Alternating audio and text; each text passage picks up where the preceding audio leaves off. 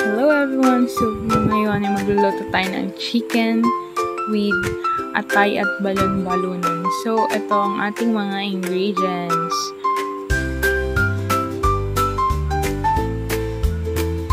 Dito pinaghalo ko na ang manok at ang atay at balon-balonan. Nilagyan ko ng toyo dahil mamarinate natin ng kaunting minuto para magkalasa ang ating iluluto. Nilagyan ko ng paminta,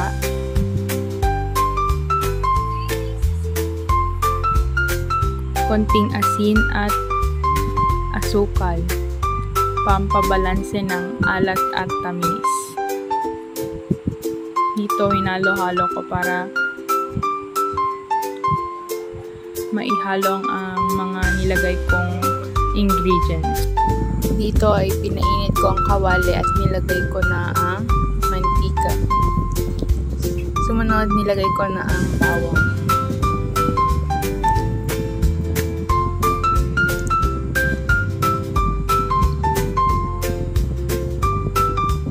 Dito ay sinunod ko na ding ilagay ang sibuyas at luya.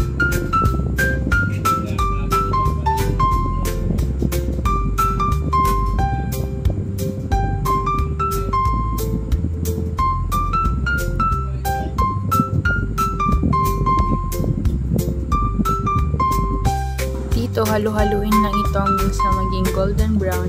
At dito nilagay ko na ang balon-balonan, atay at ang manok.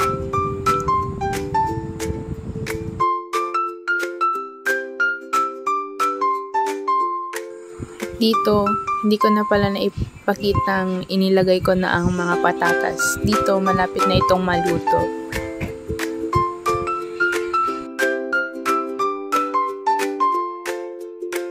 At ayan, haluin natin upang pantay ang pagkakaluto ng nasa ibabaw at nasa taas. Haluin natin upang yung nasa taas ay maluto rin.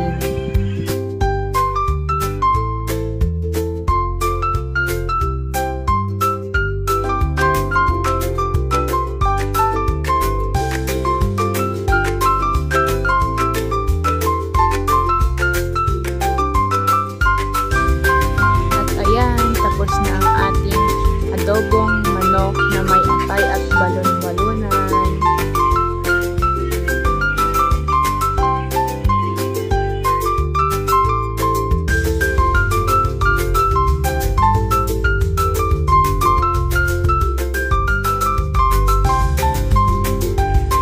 That's all. Thank you for watching.